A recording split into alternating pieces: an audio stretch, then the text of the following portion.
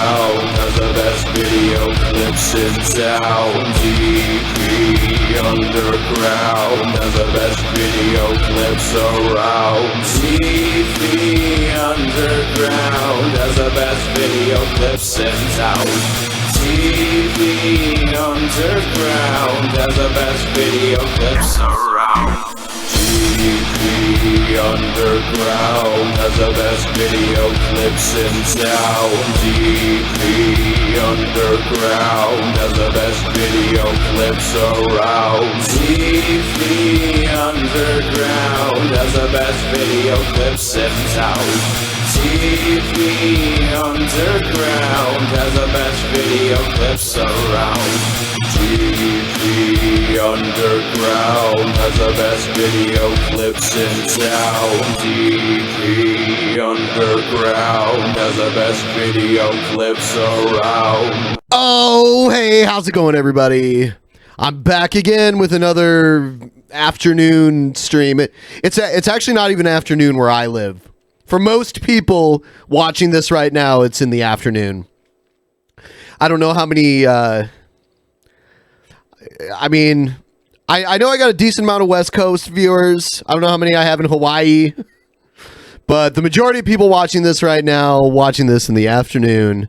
I plan on... I don't know for sure. If I meet the goal down below, I'll do another stream later tonight, too. I did this last time. I was like, hey, if I meet the goal by the end of this stream, I will do another stream later tonight. It'll be at least an hour. And I'm still sick. I'm still phlegmy, but I'm doing all right. Getting better. Yeah. I got people from Ireland, people from Germany saying, you know, it's in the evening where you are, but at least see now it's at a decent time to catch things live, and that's why I do these. I do these streams at different times of the day now because I know people will get to see this live and they might not be able to see the regular show live. So here it is. And I've got a lot of stuff to cover. I'm just kind of letting people filter in. You know, guys, what really helps? I mean, it says we have 76 watching now. All of you that have social media, especially Twitter, if you could retweet this stream, if you could go and retweet it and share it with everyone you know, to get more people in here, that would help out a lot. I sent out a tweet before this show started. Oh, thumbs up and subscribing helps too. So...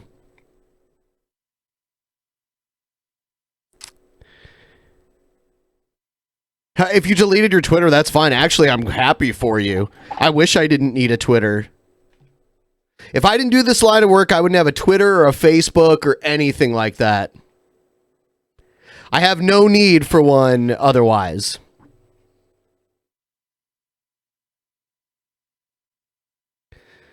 Do you guys like the thumbnail for this episode too? Putin waiting his turn?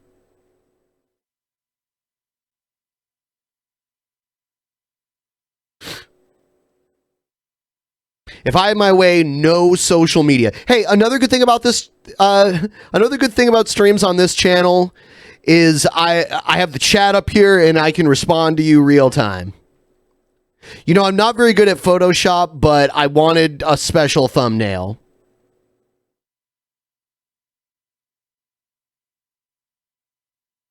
Oof. So... as usual, Streamlabs is open.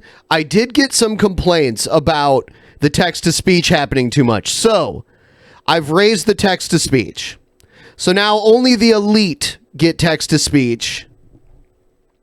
This better count towards the goal. Finn, Super Chat does not count towards the goal, sadly.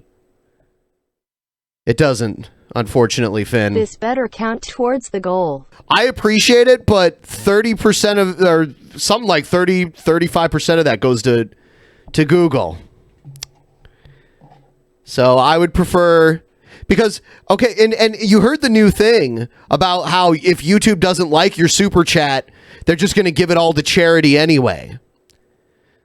So we should be undercutting We should be undercutting Google for doing that alone and go through Streamlabs so that the creator gets all the money. If you want to give $20 to your creator, give it directly to them. Don't judge me. The cops are after me. Whatever. If the cops were really after you, you'd be in trouble. You wouldn't be watching this stream right now. Fuck. I'll tell you what. It's getting colder outside right now, but every time I do a stream, it gets hot as fuck in this room.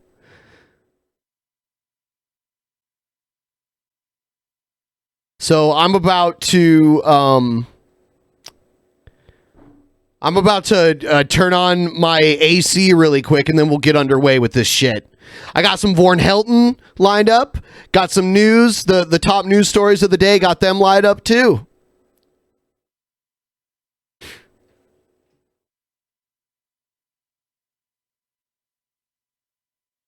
So I'll be right back in just a second. And yes, it is the computer. It's the computer, and all the equipment in this room creates excessive heat.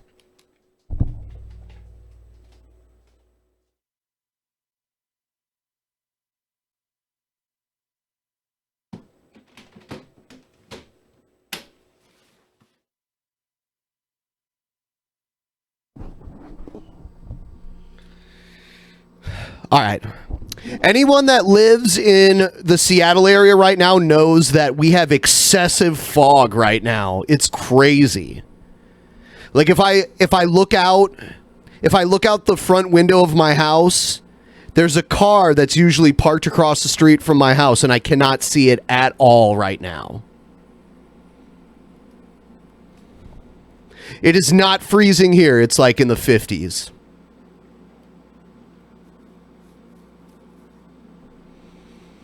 Yeah, it is so fucking foggy. It's hard to even see at all. But you know, and I wonder what causes this. The other day it was really foggy and I had to drive somewhere, and I noticed that when I was looking out all my windows, and the windows were not fogged up, like there wasn't condensation on the glass, but through the windows themselves, it looked so foggy I could hardly see anything. But when I was looking through my backup camera, I couldn't even see the fog at all. Like, my backup camera was better at seeing through the fog than my, regular eyesight was. Does that just mean I'm old?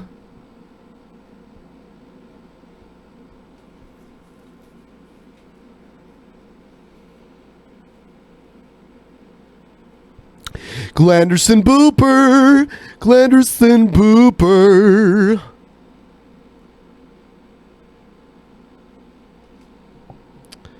All right, so we're just going to get the cancer right out of the way. And by the way, as I said before, I will do an additional stream tonight if we can meet this goal. And I'm sorry, Finn, it didn't move the goal. I in a way, part of me wishes Super Chats would move the goal, but then I realized that, more than is caused because of us being close to water. Yeah, I get it. The water's really cold, and the air is a lot warmer than the water, and that causes fog. And in the area I live in, I'm even surrounded by water. I have Lake Sammamish and Lake Washington around me, so it's crazy. Show Ice Poseidon versus Hampton Brandon. Why would I want to show that? I've met both guys, but I'll tell you what, and I don't know if maybe I just caught him at a good moment, because I hear a lot of bad things about this guy, but my impression of meeting him in person was Hampton Brandon was a really cool, chill guy. I smoked weed with him. He was super personable. We just kind of hung out. I spent more time hanging out with Hampton Brandon than Ice. And he asked what my name was and was super friendly and outgoing, and I know I've seen videos where he's a total dick, so I know he can be a dick. Everyone knows that God hates Bellevue. Then why do all the rich people live here?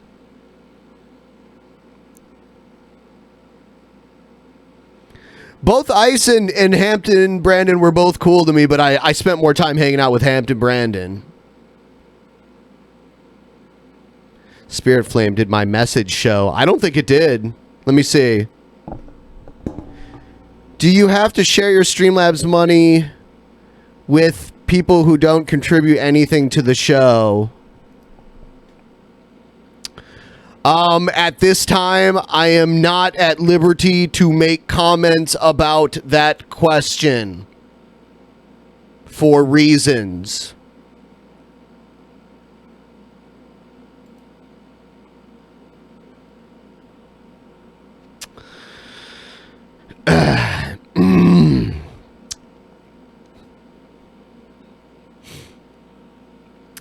All right, let's watch the first video here. This is Vorn Helltorn. I've got a message for all the scumbags, I like to gum steak. losers, killers, and haters of this world. Evil must be punished. Alright, folks. Okay, I like your other intro better because it's not fucking ridiculous. Okay?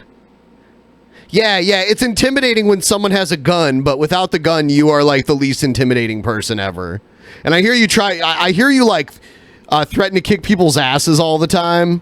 That's just fucking laughable. I'm sorry, dude. I'm sorry. You know, like, it's easy to threaten to kick people's asses over the internet. It's another thing to actually do something about it. You do, I mean, even if at one point in your life you were a tough guy, you're not tough now. You're obviously out of shape. Thank you, Bruce Oakes. One step closer to the goal. You're clearly, I mean, the only advantage you have is that you don't have to worry about anyone knocking out your teeth. That's about it. You don't have to worry about anyone messing up your face and making you uglier than you already are. I know that some people are having some trouble wrapping their mind around this string theory multiverse shit. And they're trying to understand what I understand. Would you, I mean, like, it's up to you if you want to show people your fucked up closet with, like, all these hangers in disarray and shit, but would it be a better idea to close the fucking door? Hey, I'll give you credit. At least this time you remembered to close your bathroom door. At least turn the light off. Ben, keep DP great. This is the best podcast. The best. Fuck the haters. Thank you. Oh, Streamlabs is being dumb. I'm not drunk. Yes, even. Yeah, are you sure? Because other people are able to do it, dude. That's fine. I mean, like, I appreciate the super chats for sure. But I don't know. Who's hating? I don't know. Look into it. We're not here to bash anyone here on DP Underground. We're here to, well, Von Helton. Never mind. Yeah, we're totally here to bash people.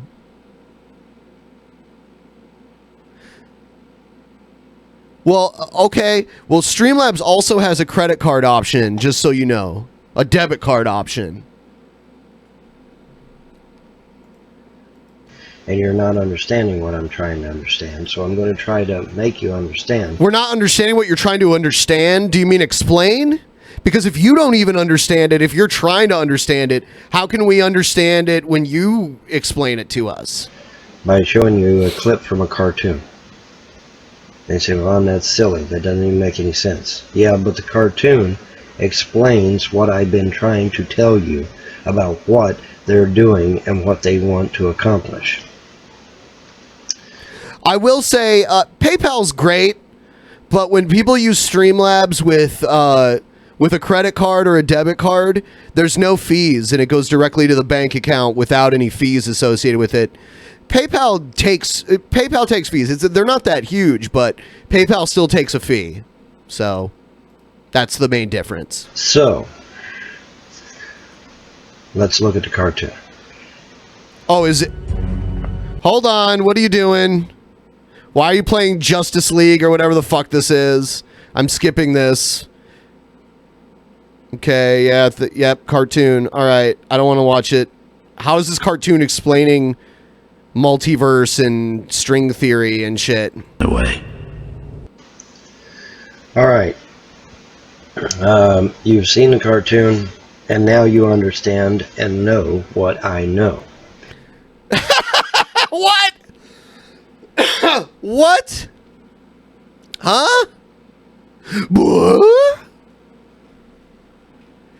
So that's how you explain this shit? You play a snippet of a cartoon to explain string theory? See, they don't just want to destroy this Earth. They want to destroy Earth Prime. They want to destroy the entire multiverse. Hey, that's a good fucking movie. I'm not saying it's not, but is it adequate for teaching people multiverse theory and string theory and shit? Or is it just an animated film?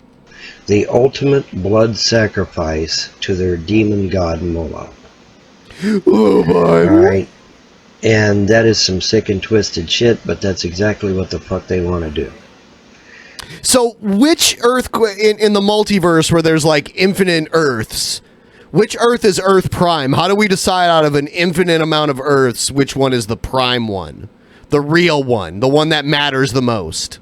And you've got to understand this in order to understand and know what I know. Now, if it's dawning on you, if you're getting this, if it's starting to click inside your head exactly what they're trying to do, now you know why they needed to understand string theory and multiverse. Now you understand why they needed a quantum computer, because they're trying to find Earth Prime. They're trying to find Earth Prime, and when they find it, they will destroy it, and thus destroy the entire multiverse in the process. Who's they, and why do they want to do that? Wouldn't that cause them to be destroyed too? Why don't they just kill themselves? It's a lot quicker and easier. Like, if you're going to do something... I don't know. I don't get it. You understand. I think that CERN should be shut down immediately. Immediately. I got acquitted from the false charges the cops accused me of. I didn't know you were actually accused. Like, when did that happen? Why are you always getting in trouble, man? Sounds like you need to move out of Michigan. Like, the next chance you get. Just checking on Streamlabs to see if it's just Finn with the issue. Doesn't appear that way. Finn, when you are allowed to fucking leave. That didn't happen. It's just the meme. Oh, I see. I was going to say, man, if you keep finding yourself in trouble with the law, then you need to get the fuck out of Michigan. It should be shut down before they're successful and they find Earth Prime and they destroy it. Now, the question is anybody going to shut it down? No. Which means we're all going to be destroyed, ultimately. Why? Okay, why are these people working so hard to destroy all of existence? How are they benefiting from this? Ultimately, we will all die. Because they're not going to stop until they find Earth Prime and destroy it. The ultimate blood sacrifice to their demon Moloch. Oh, that's why. Oh, this is some Alex Jones shit, I see.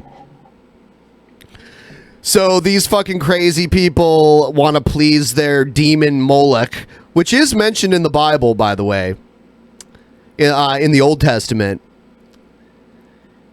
They're gonna find Earth Prime and destroy it somehow. He hasn't mentioned how they plan on doing that yet, but once they do, that's what's gonna happen. And then Moloch will be happy with them. They'll be Moloch's favorite worshiper or whatever. I'm telling you.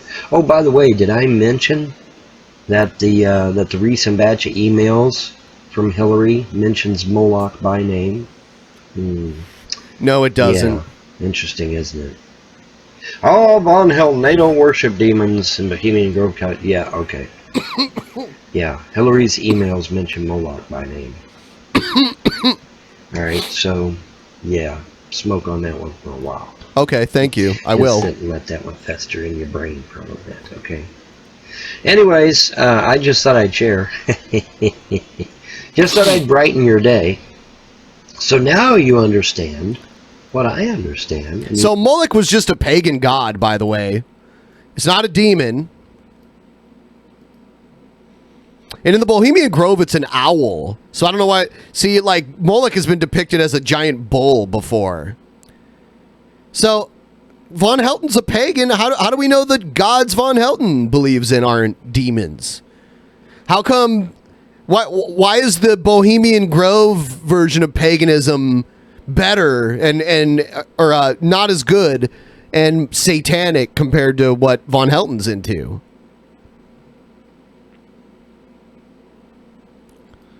Know what I know. And now you know why I'm just on pins and needles and why I'm freaking the fuck out. Because it's not just our Earth that's at stake, is it? No. And it's ironic that it took a cartoon to actually flesh all this out and get people to understand what the hell I've been talking about for the last, I don't know, month or so. You know, so now hopefully, after seeing in the cartoon, you now get it, I hope. Of course, there's some of you out there that I have absolutely no hope for, but I'm hoping that the majority of you do get it and do understand what the fuck I'm talking about. Yeah, everyone's just too dumb to understand the intellectual superiority of Von Heltorn. Despite the fact that it comes from a fucking cartoon, right? Alright, that's it. You know, yep. He's so mad that people talk about his family and his kids and shit, which I don't do, except for mentioning them right now. But he has a fucking picture of what I assume are his kids behind him in every fucking video. Why not keep them out of your video? A day and a better tomorrow. Bye.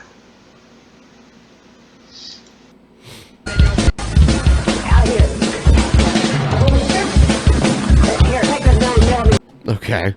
Oh, and I have a little bit more Von Helton just for fun. We'll get...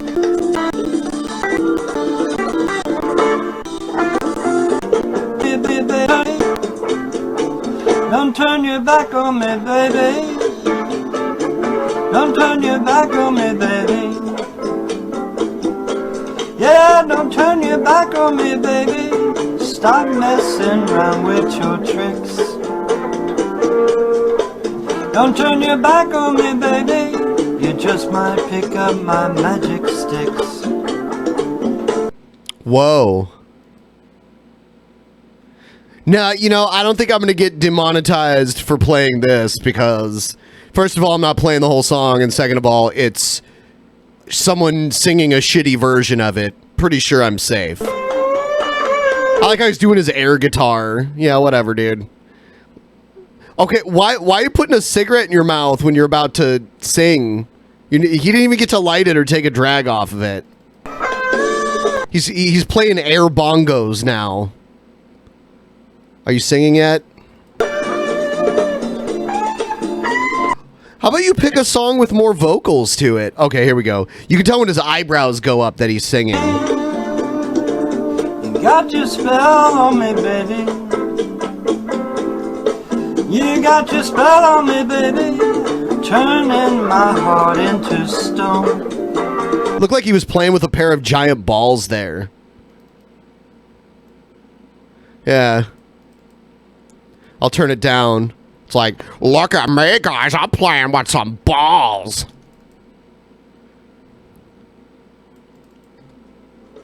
You got your spell on me, baby. Turn.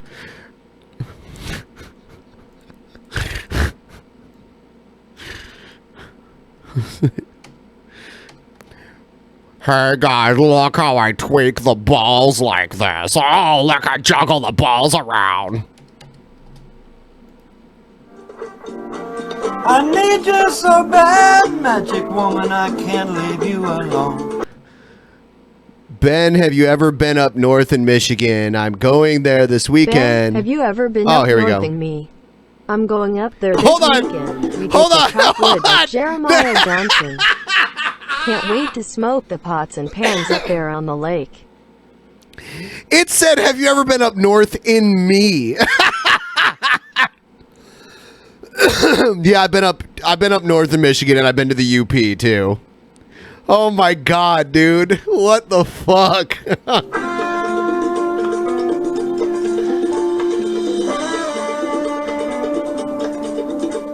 Oh, it's an e-cig. That's what. Okay, I was wrong there. I'll admit when I'm wrong.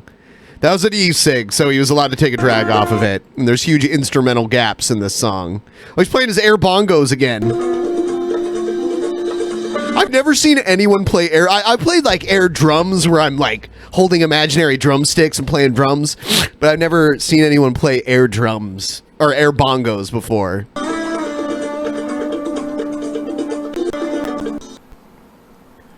Oh my god, you notice that? This should be a GIF. The little eyebrow wag. This part. That should be a GIF.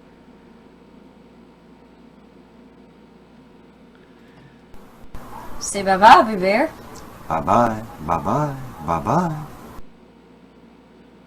What the fuck was that? Why'd you put that in your video? That's weird. The fuck is this? Hey, let's get a picture of a teddy bear in a basket. Put our remote control and our car keys there too. That's awesome. Bye-bye, bye-bye. Okay, so first news story. Kim Jong-un is inviting the Pope to North Korea, and he used the president of South Korea to kind of plant the seeds. South Korea is a very Christian country. It's one of the most Christian countries in Asia, if not the most. So there's a diplomatic relationship between South Korea and the Vatican. But now Kim Jong-un wants the Pope to come. Tonight we're getting reaction to another rather interesting move by the North Korean dictator Kim Jong-un. He's inviting Pope Francis to come visit North Korea, which officially is an atheist country. Let's bring in CNN's Brian Todd. Brian, tell us more about this invitation. Wolf, Kim's invitation was passed to Pope Francis at the Vatican today by South Korean President Moon Jae-in. This is seen tonight as a cynical and pretty brassy move from a dictator who's got thousands of Christians in labor camps. Well, Catholics aren't real Christians. So there you go. In the exalted halls of the Vatican today, an audacious gesture made by a brutal dictator. South Oh yeah, the Pope, you mean? Korean President Moon Jae-in telling Pope Francis he had been asked to convey an invitation from Kim Jong-un for the pontiff to visit Pyongyang. The Pope said he'll consider going. What Kim Jong-un probably intends to get out of this is more good PR for the regime. Analysts say today's invitation is... No, he heard that Catholic priests like to fuck little chubby boys in the butt. Farpoint Station. I ever want to stop holding Billy's Johnson. How ironic that the Billy gif came up when you said that. Yeah, that's why Kim Jong-un's inviting the Pope. Little more than an extension of Kim's charm offensive, another effort to be seen among the world's great statesmen, following his multiple visits with the South Korean president, with Chinese leader Xi Jinping, and with President Trump. Excellent relationship. Thank you. In reality, our relationship is excellent. Just look at the latest thumbnail of the JP Underground channel. Our relationship is great. Experts say the North Koreans have always seen religion as a threat. Evangelist Billy Graham did visit North Korea twice in the 1990s, but Kim's grandfather, the founder of North Korea, held himself out as godlike and prevented all other forms of religion. Religion was exterminated with extreme prejudice over a period of only a few years. See, this story is done with the assumption that the Catholic Church is a virtuous organization. So it's this extremely virtuous man that's the head of a virtuous religious charitable organization going to visit a brutal dictator. But we know the Catholic Church is a fucked up organization that has systematically enabled child rape for more than likely centuries. Enabled it, if not outright condoned it behind closed doors. Under Kim Il-sung. The U.S. government, in a recent report, said Kim's regime's approach to religion is among the most hostile and repressive in the world, quote, known to arrest, torture, imprison, and even execute religious believers. They hate God believers. Christians are major targets. There are defective reports of North Koreans trying to sneak Bibles across the border from China, being caught, lined up, huge fish hooks put through their ears, chained together, and marched off to Yodok camps, to concentration camps, precisely because they were Christian. And Americans have been swept up. Kenneth Bay was in a labor camp for nearly 2 years, from 2012 to 2014, accused of planning a religious coup. Fundamentally, it came down to the fact that he was a Christian missionary, and he was basically accused of proselytizing. Hey, you know what? It's terrible, but if you know that you're going to a country where they put Christians in labor camps, and then you willingly go to this country and spread Christian propaganda, then you accepted that risk when you went to this country to do it. Said he carried rocks and shoveled coal every day, got very sick, nearly died, and was given no hope. There's one prosecutor was assigned to It's not worth it. It's not worth it. You're hardly going to convert anybody because everyone there is brainwashed to think another way. It's hard to unbrainwash someone and then brainwash them into religion, a different religion. Case for the last year of my imprisonment, he came to me almost every week and say, "No one remember you. You have been forgotten by people, your governments." So what message would the Pope be sending if he goes to Pyongyang? I do see a role for the Pope and for the Vatican in encouraging diplomacy, encouraging peace. I just don't think going to North Korea would be worth that in terms of the... Not only do I look the other way when molestation happens, I look the other way when Christians are thrown into starvation camps. ...message you would send about how the Vatican itself understands the situation on the ground, which is tragic. Experts say if he does go to Pyongyang, the Pope could at least make a display of calling for more religious freedom and the release of religious prisoners. They say Kim's regime would likely respond with pleasantries, would reiterate that their constitution calls for religious freedom, and then they would promptly do nothing, since the only religion ever really tolerated in North Korea is the cult of Kim Jong-un. Wolf? It's even more ironic, Brian, considering that Kim's grandfather had religion in his background, right? That's right, Wolf. Kim Il-sung was raised as a Christian. The Asia Times newspaper says his father was a graduate of a Christian school, and his mother was actually a deaconess in the Presbyterian... Well, that's how he learned how to position himself as a god. Church. Kim Il-sung used Christian images to build his own cult of personality, but analysts say to Kim Il-sung it was all about repression. Just another reason why religion can be dangerous. Power.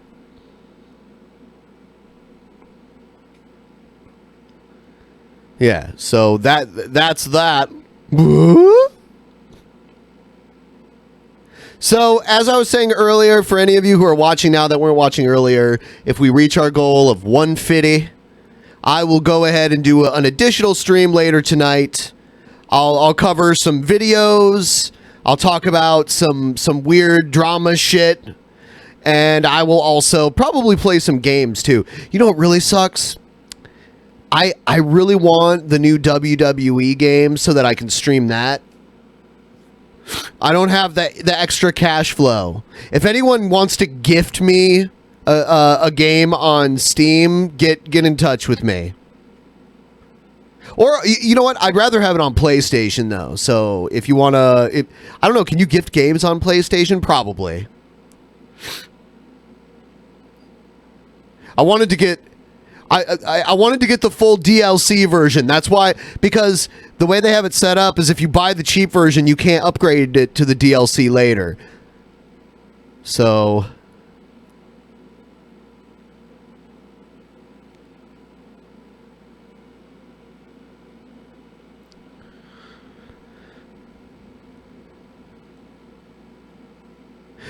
Degenerate stream. You're right. I'm a degenerate. Degeneration X, suck it. What's wrong with being a degenerate? I don't see the problem. Let me be a degenerate, Nick Erst. You're spelling it wrong. It's Gherz. You can't even you can't even spell the troll racial slur name right.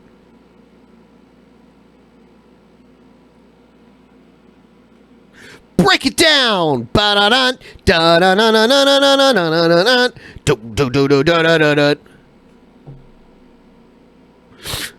Degenerates make the world go round. I'm sorry, man. We can't all be as pure as the morning snow. Wouldn't it be so fucking boring if it was like that?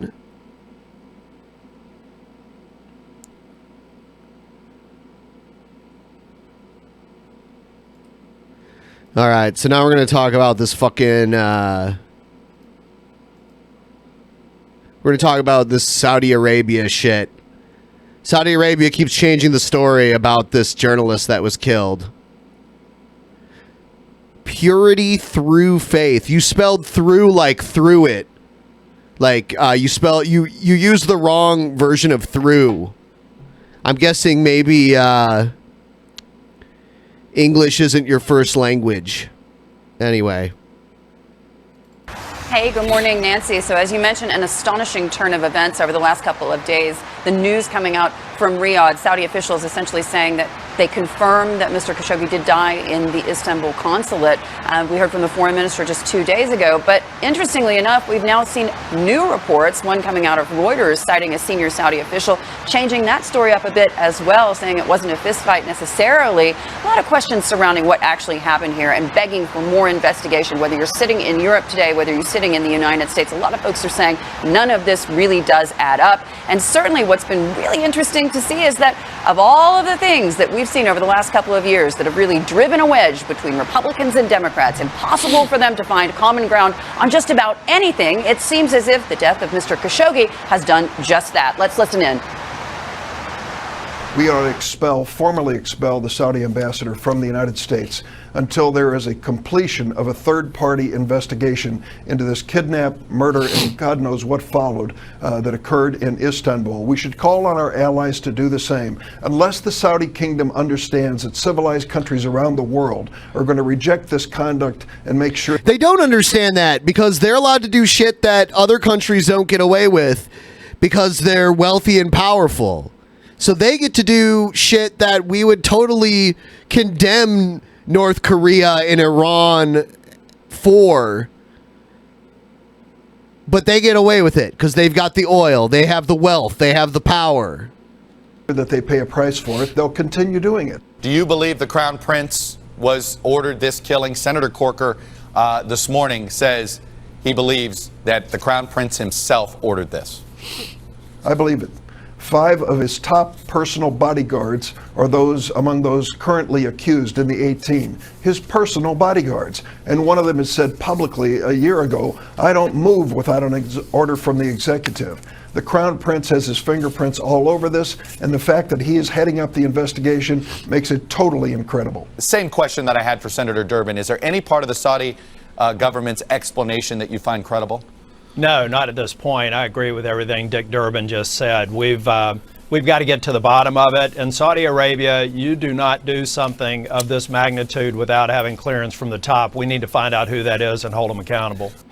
Someone said, Ben, what do you think about all this talk about animal agriculture being the leading cause of environmental degradation, making those vegans look like they are actually making good arguments?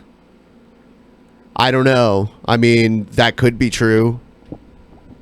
I mean, wouldn't also like plant agriculture cause issues too? But yeah, I've heard animal flatulence is like one of the leading causes of ozone depletion, but I'm not sure how true that is. Or like carbon emissions comes from animal flatulence, something like that. Incredible turn of events there, Nancy. We've got Democrats and Republicans taking to the airwaves on the Sunday morning show in that, as we say, Washington echo chamber, and really reiterating that they don't buy the explanation coming out of Saudi Arabia. And of course, that's echoing sentiments, at least on the Republican side, that we heard earlier in the week from Senator Lindsey Graham as well as Marco Rubio. But I think it's really interesting to take a step back here, because this is a question of allies, it's a question of jobs, and certainly it's a question of what's going to happen over the next couple of days here in Riyadh along the sidelines of this future investment initiative. We saw so many international and American CEOs pulling back here, those who are involved heavily with the Saudis in terms of investments, and yet they decided not to come to this big Davos in the desert that's been billed over the last few months as a major investment forum. It's the second annual conference here. They decided not. Anyone who has any extra free time, check out what's going on with WWE in Saudi Arabia, because Vince McMahon is in bed with the Saudis. His wife works for Donald Trump, and they have a huge event plan there. They're one of the big catalysts of bringing Western culture over to Saudi Arabia. It's really interesting, and there's a lot of pressure from both the fans and the government of the U.S. to make them cancel this business relationship that they have. Not to come, but certainly others are not going to be shying away, including the Russians.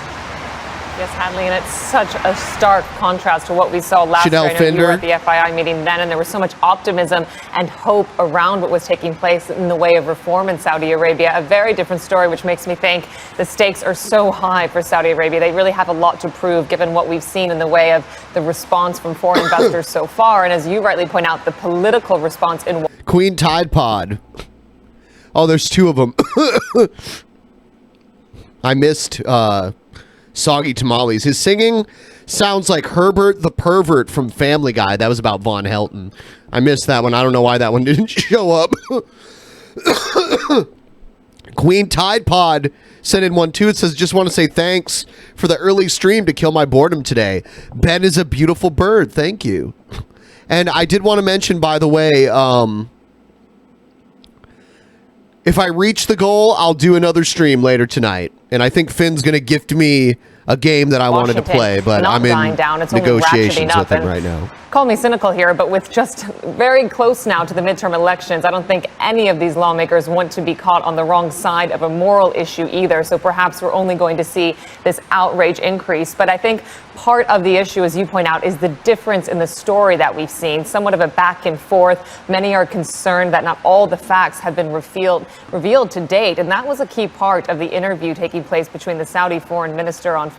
Someone said Vince is out of touch. Vince out of touch, McMahon. I hope New Japan Pro Wrestling becomes some serious competition. What they would need is like a U.S. U.S. division of New Japan. They have a U.S. show where like they have Jim Ross and what's his name? He's an MMA guy, but he also wrestled in Japan. I can't remember his name. I think it's Josh Barnett. They do an English version of New Japan Pro Wrestling commentary. But they would need like a division of New Japan in the U.S. with more performers that can speak English, like their live shows are performed in English. And then they would be some serious competition. Fox News with Brett Baer, you would have seen this one. Let's just play a clip here, because Brett Baer really pressed the Saudi foreign minister on what exactly happened and how it was possible, if it is possible, that MBS didn't know about these sequence of events. Take a listen to what happened in that interview. There obviously was a tremendous mistake made, and what compounded the mistake was the attempt to try to cover up. That is. I'm just amused when white guys dress like this. Happen. We have been very clear that we will leave no stone unturned. The relationship is a hugely important strategic relationship for both countries. I believe that when the investigation is over and the facts are revealed and people know who was responsible and see those individuals being punished and see procedures put in place to prevent this from happening, that the relationship will weather this. So there you have it, a mea culpa there coming from the Saudi Arabian foreign minister. But Hadley, you've talked quite frequently here on this program about the top-down structure in Saudi Arabia. I think many in Washington are having a difficult time getting their head around how there could be so many details missing from this case. I mean, in that interview, the Saudi foreign minister said very bluntly, we don't know what happened with the body. And many of those lawmakers we were just talking about in Washington are saying, how is that possible? Exactly. And the Saudi foreign minister, they are saying, we don't know what happened to the body. The Turks are saying, we do, and we're going to be sharing it on Tuesday. It's difficult to know who to believe at this point. Certainly so many competing narratives. Now, I have spoken to the Saudi foreign minister, Adel Al-Jubeir, many, many times. You may not remember this, but back around 9/11, he was really the spokesman for the Saudi government in those very, very difficult times for Saudi Arabia just following 9/11. And he really had a major amount of credibility, not just in circles in Washington as spokesman and then ambassador there for Saudi Arabia, but also over the last several years in particular when it comes to the conversations being had about what to do about Iran, about the growing hegemony, about the fact that Iran is what he said to me, the greatest exporter of terror globally. And I think it's interesting to note that Mr. Al-Jubeir, we didn't see him for the first couple of weeks. He was staying very, very close. And now we see him coming out with this statement. And only hours later, another conflicting report coming out, I believe this one from Reuters, essentially quoting another Saudi government official saying a bit of a different version of events. So many competing narratives. It's difficult to know what is the actual truth here. I think a lot of Saudis are even having a difficulty believing what they're hearing from their government at this point. And all of it, of course, reflected in the Saudi stock market with over $1 billion wiped off the market in the last several days. So certainly a story that we're going to continue to watch that not only has major implications for that U.S.-Saudi relationship, Nancy, but also has major implications for this Saudi Vision 2030 and what's going to happen next. Hey, everybody, it's All right. So this is that, a few weeks ago, it was the Kavanaugh shit that they just keep talking about and talking about. This is a pretty important issue, too. I think we need to be aware that, we're in bed with the devil in terms of Saudi Arabia, and we have been for a long time now, ever since, the royal family there had control of the oil. They found oil there. And we've looked the other way and ignored a lot of bullshit because of that. Those are some perky nips. Yeah, damn. Is that why they chose her to do this ad? All right, so here's Trump. He's still campaigning for the midterm. Should be interesting here. A new get tough promise late today from President Trump, insisting he will block thousands of... I can't look at one of the Saudi guys and not think of the cannonball run. Can someone explain to me what that means? I'm sorry, that one went over my head. Migrants heading north. I will seal off the border before they come into this country, and I'll bring out our military, not our reserves. I'll bring out our military. Hitting the immigration hot buttons, the president stoked fears the dramatic flow of migrants is supported by Democrats. The Democrats want caravans. They like the caravans. President Trump. The Democrats, they like caravans of immigrants coming across our border. They do? Why didn't Obama just start inviting caravans then? Why didn't, when the Democrats had the House, the Senate, the majority of the Supreme Court, and the presidency, why didn't we just have daily caravans crossing the border, if that's the case? Trump wrapping up his 3-day Western swing in a state he did not carry in 2016, Nevada. Early voting starts today, so you gotta get out. Democrats see Nevada as their best chance to flip a Senate seat. Today in Las Vegas, former Vice President Joe Biden dealt some tough love. So tired of Democrats walking around like, woe is me, things are so bad, what are we gonna do? I've had it up to here. Today's mission for both men is helping motivate their political bases to turn out the vote now and over the next 2 weeks. It's not enough for us to show who they are. We gotta tell them who we are. What do we stand for? What do we stand for? What does the Democratic Party stand for today? But each rally also appeared to look beyond this November to a possible 2020 matchup. It's all about Donald. It's not about anything else. Look, I wish Biden the best. You know, I hope he's going to be the nominee, actually. You mean 1% Joe? 1% Nevada is so contested, Barack Obama will also be campaigning there for Democrats Monday. President Trump will be on the road extensively, with a pace including multiple stops in a single day over the next 2 weeks, trying to hammer home to voters what advisors call his closing argument. Hey, NBC News fan. It's a titty hard on Monday here on the show, where we just show people out in the cold with titty hard-ons.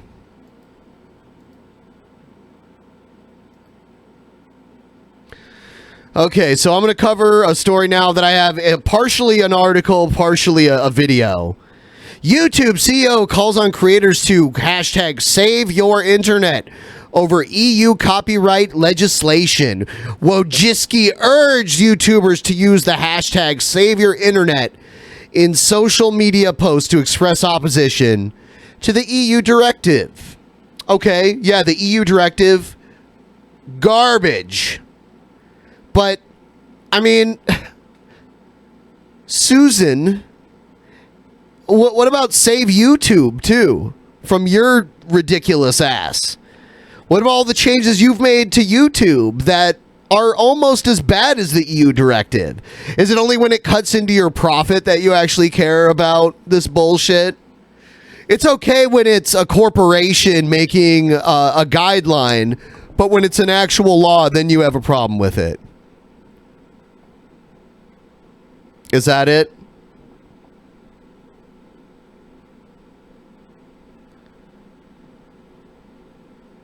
It's garbage. So I'm going to play the video now here too. Here's the tweet. Thank you to creators around the world who continue to make YouTube an incredible source of creativity and inspiration. As long as we agree with your politics and you don't say any naughty words. Oh shit. So I'm going to play the video here.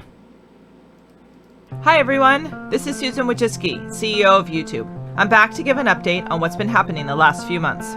Thanks to all of your hard work, we continue to see strong momentum across the platform. In the last year, the number of channels with over 1 million subscribers has increased by about 75%. But I want to let you know about an important issue that could put the entire creator economy at risk. There is pending copyright legislation in the EU called Article 13 that could threaten your livelihood and drastically change the internet as we see it today. It may force internet platforms to either filter content dramatically or— Hold on, you already do this! You do this! You are responsible! On a much smaller scale, sure, but you're in charge of a huge platform and you do this. So it sounds like bullshit coming from you to say that it's bullshit that the EU government is doing this. Stop accepting uploads from individuals altogether. Article 13 could shut down millions of channels on YouTube in the EU. So it's okay when you shut them down. I dared, not even defy, because that implies that I did it on purpose. I dared to upset one of your network overlords, even though you're supposed to be a platform on the internet. I dared upset CBS, and you took away my ability to monetize or to stream live, which was my primary monetization, for a quarter of a fucking year. And you have the nerve to come out with this shit. And have a similar impact on other platforms. And it threatens the traffic of all creators globally, since it would block users in the EU from viewing some uploaded creator content. This decision may be finalized by the end of the year, so now is the time to speak up. Click on the link below to learn more and to take action immediately. Whether you live in Europe or not, tell the world why the creator economy— Whoa, okay, what's going on here? I mean, who decided on this art? Is this is this early 90s Macintosh and the Earth going to fuck?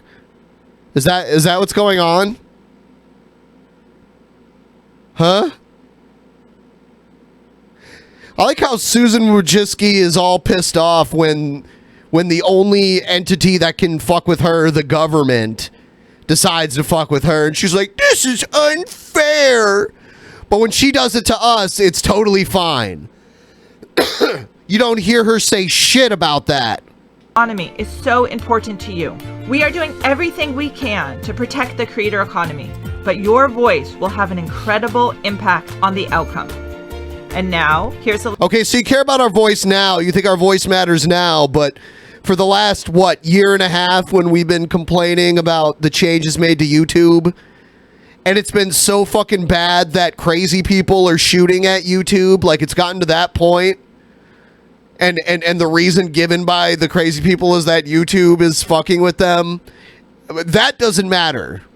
But what you're saying now matters. I don't think my Streamlab worked either. I don't know why that's happening, guys. I'm going to have to look into this. This is really strange. I haven't made any changes to the Streamlabs.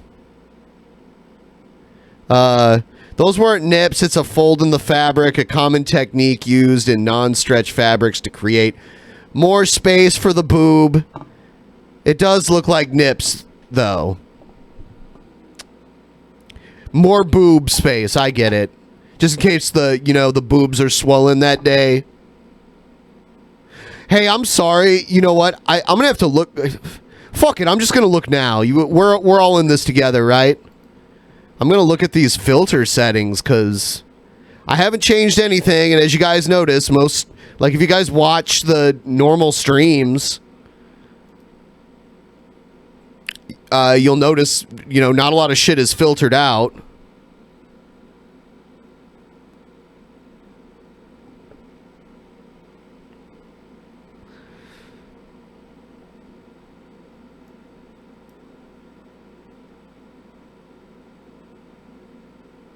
Nope. Huh. No, I really don't see anything bad. I don't know. And I don't know what's going on there. That's really weird.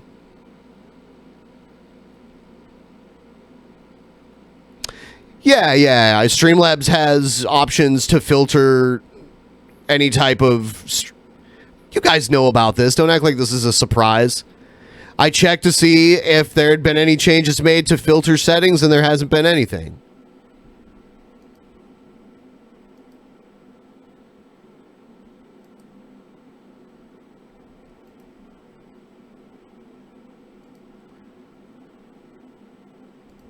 Finn, I accepted your friend invite. I saw your invite and I accepted it.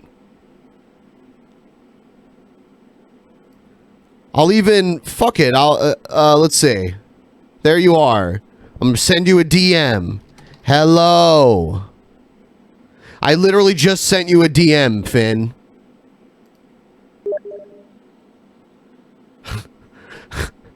Oh my god. He's like, oh, there you are. Yeah. Now I have to figure out how to disable,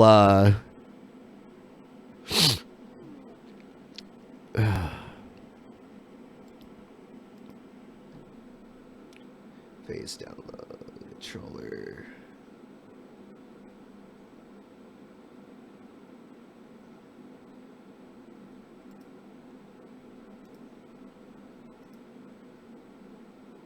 Yeah, here I am.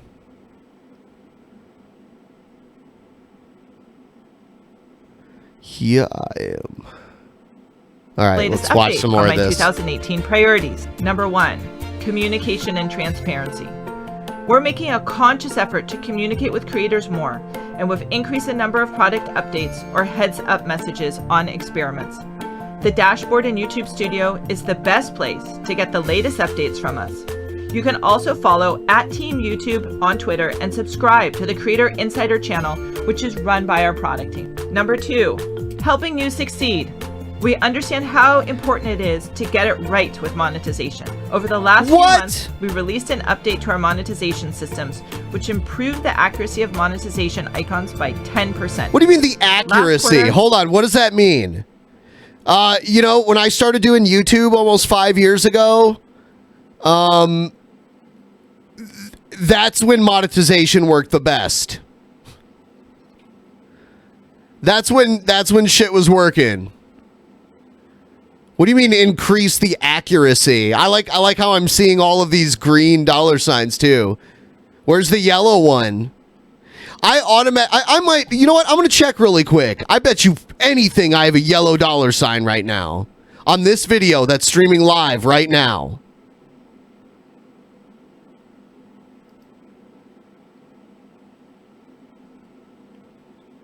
If not, it'll happen later when oh, no. You know what?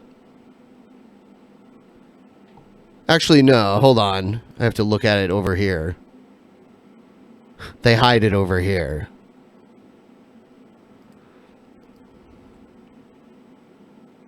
No, it's still green right now, but normally after the fact when I change the title, that happens.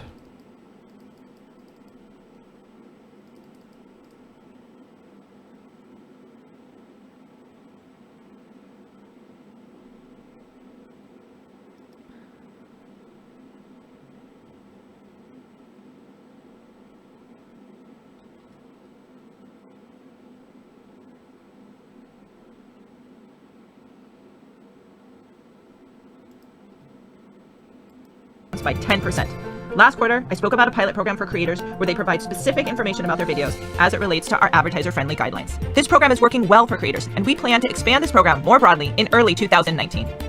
Number 3, giving people more ways to engage. We recently introduced YouTube Giving, a suite of features that allow creators and nonprofits to raise funds for causes they care about directly on YouTube. These features are currently in beta, but we've seen creators use them to raise hundreds of thousands of dollars. We hope to expand this to more of you soon. With over 200 million people coming to YouTube every day to watch gaming content, we're building a stronger gaming experience on YouTube with new features such as our new gaming destination, gaming creator on the rise, and dedicated pages for over 80,000 games. All gaming will soon be in the main app, giving creators greater access to fans while still providing a unique experience. Number 4, tightening and enforcing our policies. One of our biggest priorities is investing in news and tackling misinformation. This year we worked to make credible sources more readily available and rolled out breaking news and top news shelves in 22 countries. We also hosted the first YouTube News Working Group meeting at our headquarters. We will continue to invest in this important area. Number 5, learning and education. We think about YouTube as the world's biggest video library, and we have made learning Did I speed this up unintentionally? on YouTube one of our top priorities. In recent months, booktubers came together for a booktubeathon to read books and inspire others to do the same. We also saw Study With Me videos gain popularity. Today, we launched several new programs as part of a $20 million investment in YouTube Learning, including a learning fund to support learning creators. If you're interested in this program, fill out the form linked below. Thank you. Thank you to all of you for making YouTube a diverse community of creators and for building the next generation of media companies. As always, please keep the feedback coming. Till next time.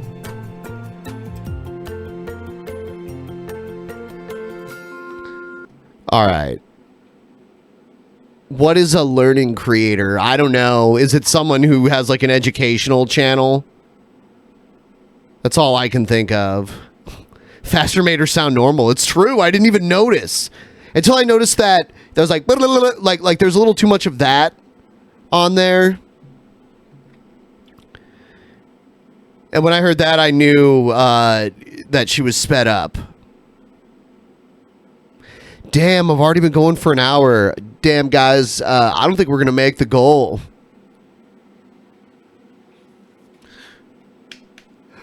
That's okay. Her voice made me want to punch a wall.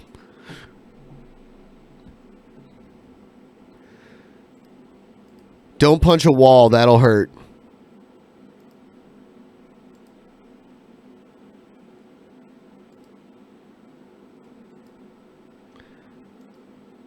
Russia slams U.S. plan to withdraw from nuclear treaty. And Moscow is calling it a very dangerous move that undermines nuclear disarmament efforts. Senior Russian officials have slammed U.S. President Donald Trump's decision to withdraw from a landmark arms control treaty. Trump says the U.S. will pull out because Russia is violating the Cold War era pact, something Moscow denies, as Philip Chen reports. Supporters say it sends a strong message to Russia. Critics say it tears up a 30-year-old peace agreement. President Trump's plan to pull out of the Intermediate-Range Nuclear Forces Treaty has been condemned by several world leaders, but Trump said he had good reason to do it. Russia has violated the agreement. They've been violating it for many years, and I don't know why President Obama didn't negotiate or pull out. And we're not going to let them violate a nuclear agreement and go out and do weapons, and we're not allowed to. The INF, signed in 1987, banned all ground-launched medium-range missiles with a range of between 500 and 5,500 kilometers. Germany was quick to criticize the decision and urged the U.S. to think carefully about the effects on Europe and the rest of the world. I always thought Gorbachev's head mark was interesting. Russia's President Putin said he'd want an explanation from U.S. National Security Advisor John Bolton, who's currently in Moscow. Among those most disappointed by the move is the former Soviet President Mikhail Gorbachev, who signed the treaty. Oh, yeah. I can't believe Gorbachev's still alive. Holy shit. I think that the most comprehensive opinion about the US exit from the treaty, which I share totally, was expressed by President Putin. He added that it was a reversal of efforts to achieve nuclear disarmament. But President Trump's statement will not come as a surprise to President Putin, who last December warned that the US was trying to undermine the agreement. Wasn't Gorbachev a drunk? No, that was Boris Yeltsin. That was the one that was known to be a drunk. When it comes to Europe, we're talking about offensive infrastructure being created there, and we're talking about the violation from the US side of the articles of the 1987 Intermediate Range Nuclear Forces Treaty. Russia denies violating the treaty, which was the first ever arms control agreement to eliminate an entire class of missiles. Philip Cherm, Euronews. Well, for the latest reaction from Moscow, I'm joined now by our correspondent, Galina Polonskaya. Good morning to you, Galina.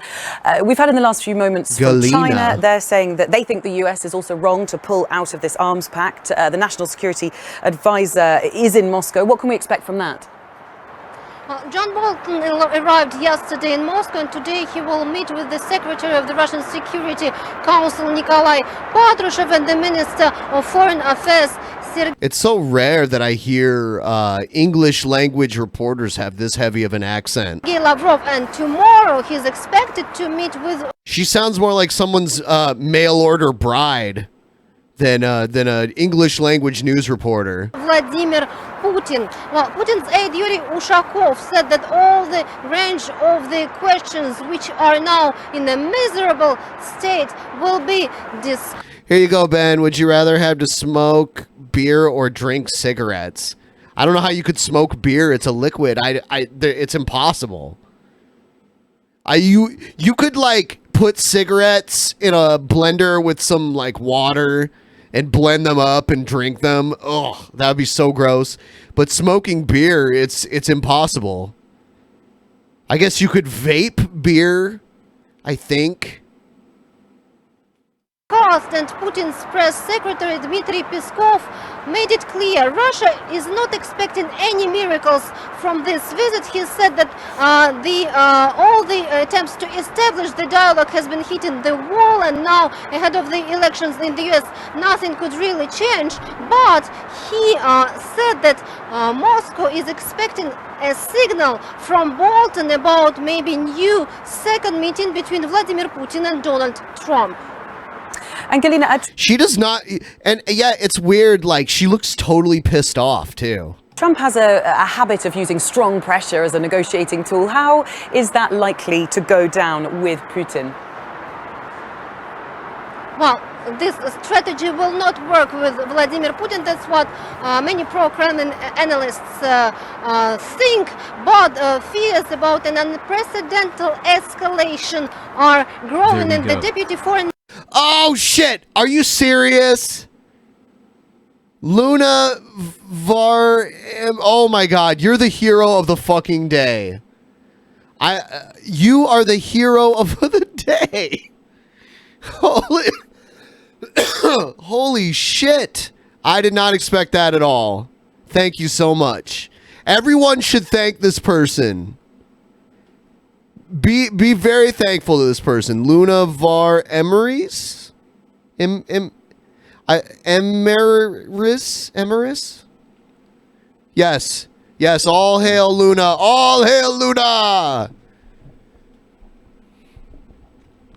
So that means I'll stream tonight. Let's all pick a time, guys. Let's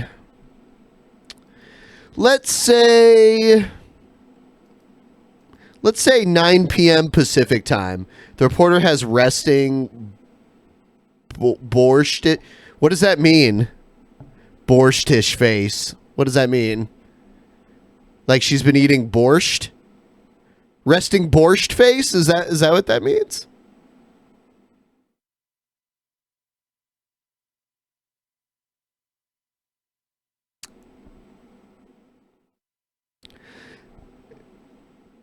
Pacific time is 3 hours behind Eastern time, guys. Take a look at it. I've lived in every time zone in the lower 48 states except for Central. I've lived in Eastern, Mountain, and Pacific.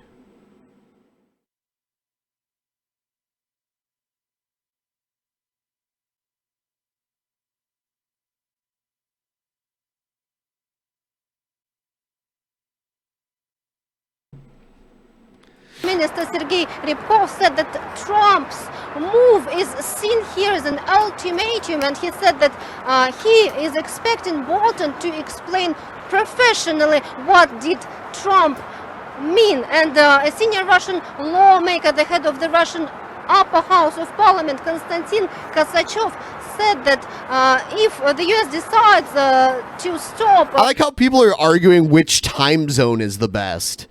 Really? I mean, like, it's just time. The only reason why we have different time zones in the United States is because our country's so big that we couldn't possibly have them all in the same time zone.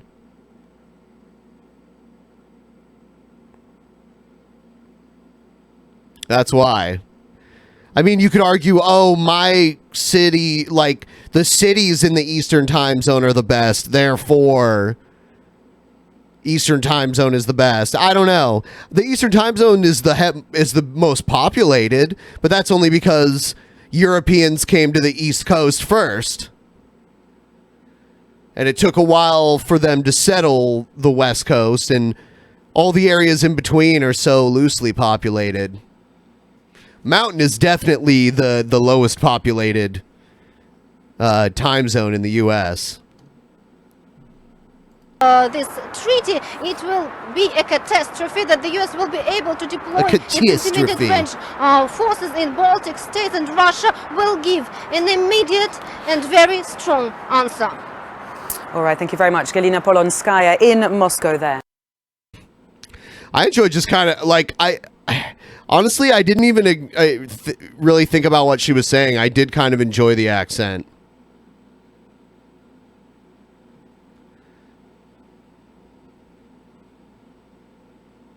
You know what I have to do for the show tonight is I have to run to the weed store, guys.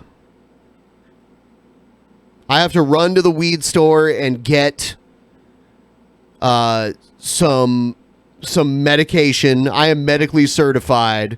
It has been determined by a medical health professional that I have to that I need weed to treat my condition. So I'm going to the actual medical weed store, get some good shit for the stream tonight.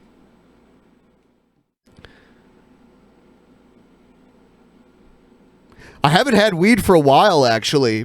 And I'm like, you know, I kind of could use some weed. I've been having trouble sleeping, for one thing. There are these weed pills at the local store here that I could buy that put me to sleep so good. And it's better than taking a narcotic like Ambien or something like that to try to sleep at night. You know what else I have? I have an emotional support animal certification.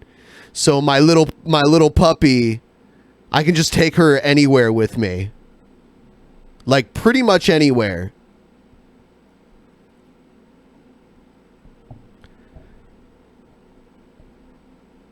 So I do that. I'm the guy with the little foo-foo dog. At the at, you know, the movie theater or whatever. Actually, I haven't done the movie theater yet, but that'd be hilarious.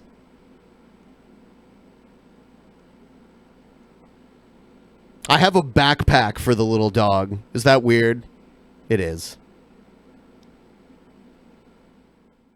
And I don't mean a backpack that she wears. I mean a backpack that I wear. That she goes in.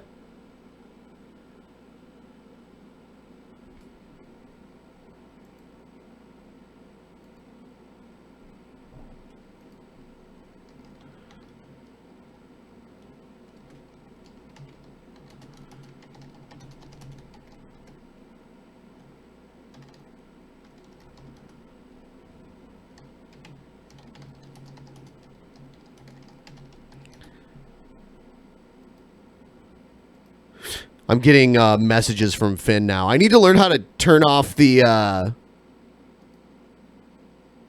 need to learn how to turn off...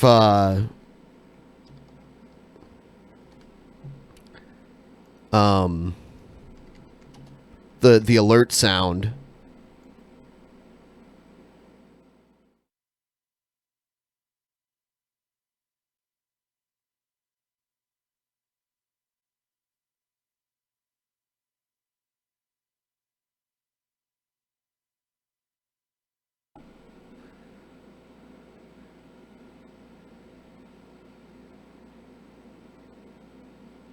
Yes, it's a federal law that emotional support animals have to be allowed, and any mental health professional can certify them. And there's no exception to it. Like, if you have a dog that's an emotional support animal and it's actually certified by a therapist, then a landlord can't stop you from living where you live. It's protected by the federal law, and that animal technically is not considered a pet. It's considered a therapy animal. So, and they can't charge you an extra deposit, and they can't charge you pet rent or any of that shit.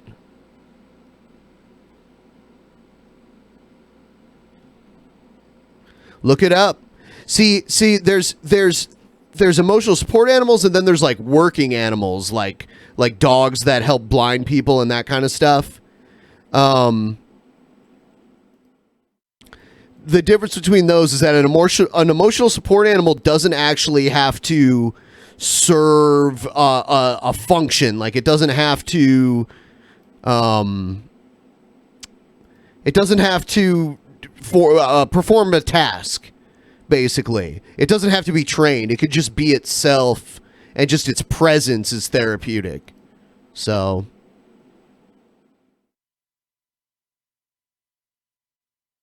Hitler loved animals. Okay, I don't give a shit.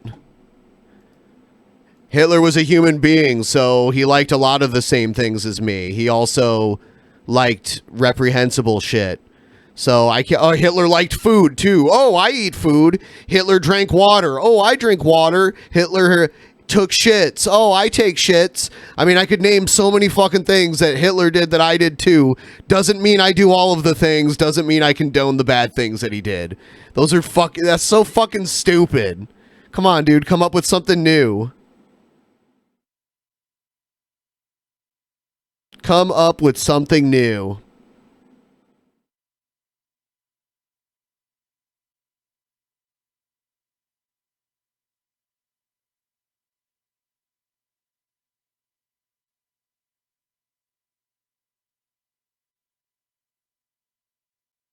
No, he didn't.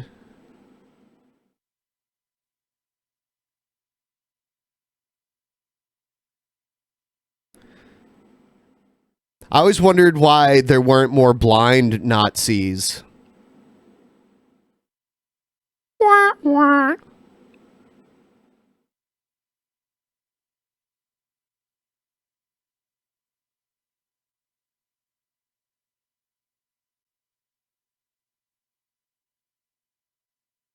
Did you like my dad joke?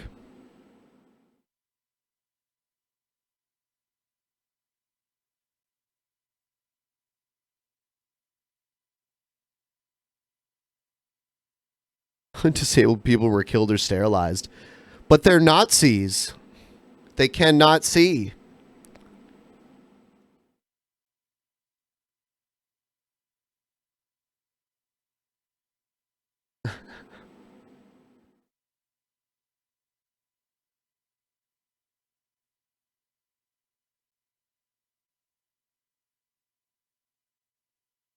Oh shit, I just got that. Yeah. You get it? I did not see that coming. Ha ha. I'm not a boomer. My parents are boomers. I'm a member of, depending on who you ask, I'm either the beginning of Generation X, or I'm sorry, the end of Generation X, or the millennials, or the beginning of the millennials. I'm right at the end of it.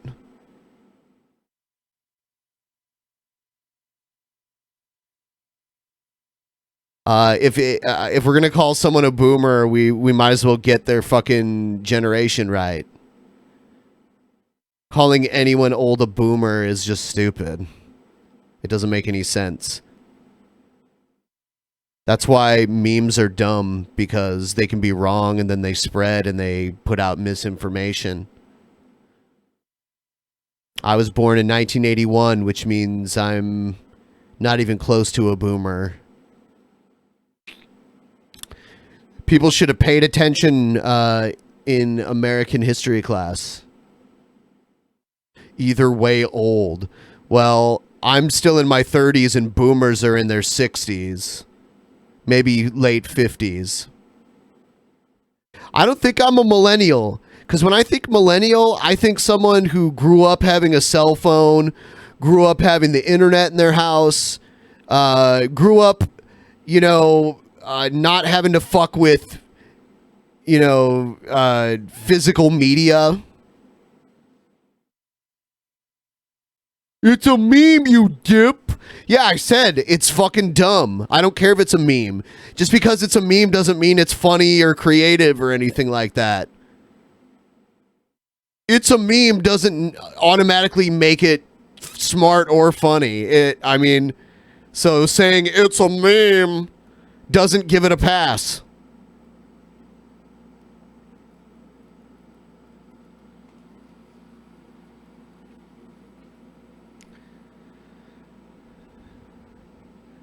Yeah, I didn't have a cell phone until I was 22 years old. All memes are funny. Yeah, sure thing.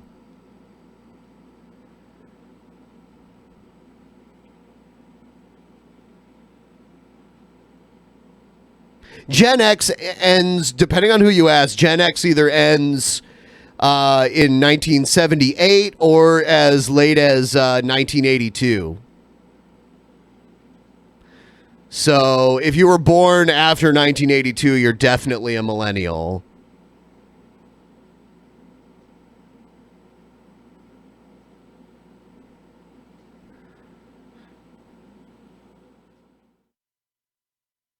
No, I'm not an NPC, I'm a CPN.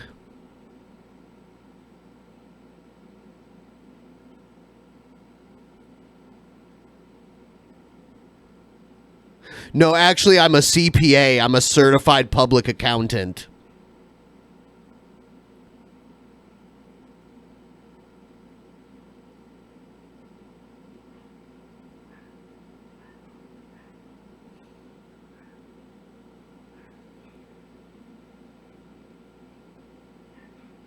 Yeah, if you're born in the early 90s, you're a millennial. I heard though, if you're born like anywhere after the range of 95 to 99, than your Generation Z or whatever. I think it's Generation Z.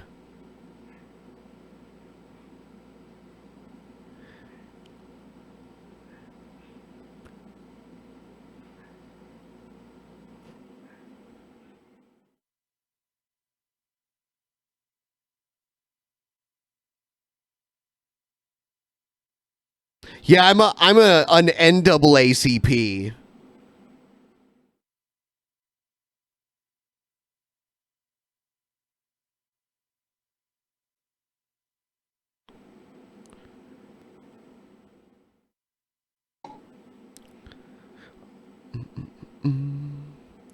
Yeah, a generation technically is 20 years, but there's cultural when we label a generation and set the time frame which people from that generation are born, there's more things than just time itself that we take into account. It has to do with cultural phenomena as well as changes in world events, that sort of thing. That also defines what a generation is.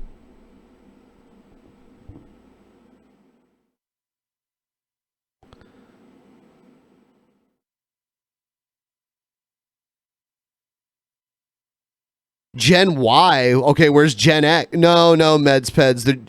I think it's Boomer Gen X. It might be Boomer Gen Y, Gen X, Millennial, and then Gen Z. But no, there's Gen X in there too. Gen X is no, I think Gen X is it's not Gen Y. So it's Boomer, Gen X, Millennial, Gen Z. Is how it is. Yeah, the generation labels are arbitrary. They're subjective. Even when they begin and end is subjective. Who cares? Well, people who study the history of generations and culture, generational culture. I mean, there are actual classes. I saw classes when I was going to university about that. Yeah, we like grouping things and we like labeling things.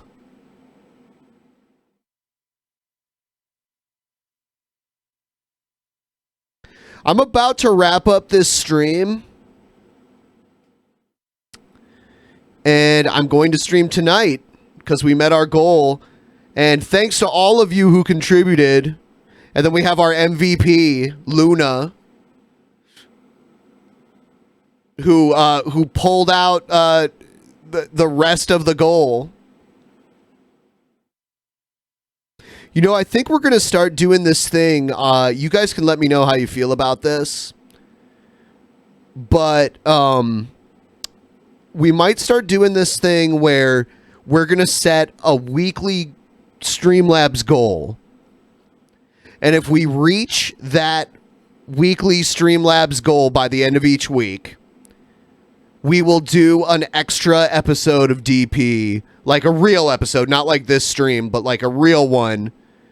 Me and Billy the Fridge and guests the following week. Now, there's an overhead cost to doing an extra episode. So the weekly goal has to be kind of high. But I think if everyone worked together and you guys have over a week's time to do it, then we could possibly meet a goal like that. And the money I would make on solo streams like this would go towards that goal too.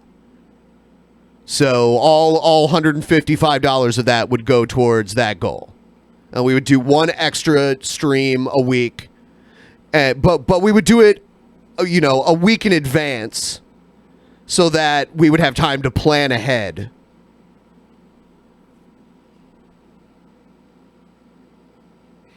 How high would it be? It'd have to be somewhere in the ballpark of like, I'd say maybe like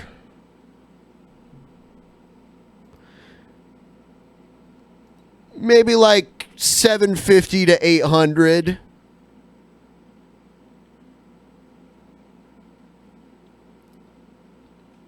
And then we do an extra show. That would help me cover the overhead costs of doing an extra show. And I don't know, to spice things up, maybe on that extra show we would do a manatee segment guaranteed every time. Or a different segment. Like if you guys want, if there's a certain segment you would like.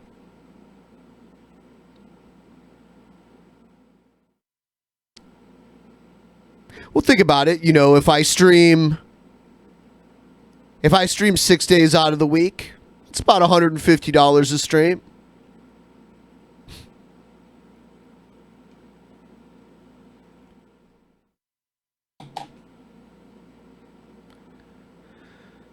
We could do something else too, where like the top. I was thinking about doing another thing where like each month the top Streamlabs contributor will get maybe like an autographed photo or something like that from Billy and I each month. And if you're the top of the list in Streamlabs that month, then you get it. We could do something like that too. See, I want I realize that there's people that can't donate. So I don't want to make it just for the people who can. I want it to be free for everyone, but you know, and I don't think the people that donate mind other people getting to see it. At least that's how I feel. You guys can give me your opinion, but yeah, I'm looking for ways to give you guys more content. I pay Billy per episode. So I can't just do an extra show without taking into consideration that it's going to cost more. And I could potentially be doing 4 more shows a month that I have to pay him for. So that's kind of where I'm looking at with this. Yeah, you would donate if you could. And I know you can't. And I'm not. You're in control of your finances. So you let me know, you know, I don't judge anyone if they can't. And I would like for you guys to be able to have a show. You know, if the people who donate cause an extra show to happen, I'd like everybody to have it. That's how I feel about this.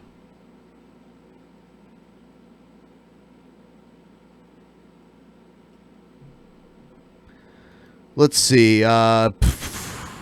Yeah, the people who already donate, they were just doing it anyway. So if they keep up what they were doing, then I think that would already at least take us halfway there, right? So if we get those extra people that are motivated by getting an extra stream every month, then I think it'd be easy for everyone to make it. Oh, and you know what? You know what? Our top donor so far this month, Queen Tide Pod, by $20. Luna took second place this month, and we did take a week off, so that's donation's a little lower than usual. But yeah, Luna 100. So Queen Tide Pod first place, Luna second place, Antonovich. Actually, no. You know what? Antonovich must be using like either 2 accounts. Actually, Antonovich is in first place. I take that back. Sorry, it's ranking them wrong because it's showing Antonovich twice for some reason. Antonovich first place, Queen Tide Pod second, Luna third, and then Hypothesis fifth. I think I might start posting these rankings just so people can see.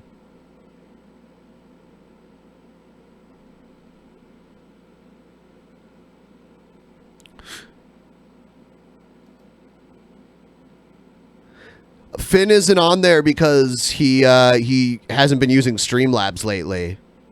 That's this month. This isn't like all time. It's this month. So far this month.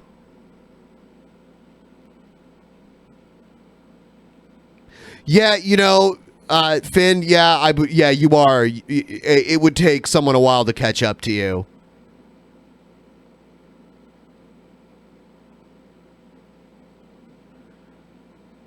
Okay, guys, I'm going to wrap this up. I'll see you guys later tonight. Thank you for helping me accomplish the goal. I really appreciate it, and this shit's going to keep going. So, you guys are helping keeping the show alive. There's a lot of adversity in my way, and you guys have at least proven that the fans want the show to keep going. And I really appreciate that. Thank you. I'll see you guys later. In the beginning, there was nothing, and then there was the Drunken Peasants podcast. Drunken Peasants, Drunken Peasants, Drunken Peasants, Drunken Peasants. From the strangest corners of the internet, gonna get TP'd by Billy and Ben. You know where you can find them at. Get ready, cause they're gonna kick your... Drunken Peasants, Drunken Peasants, Drunken Peasants, Drunken Peasants.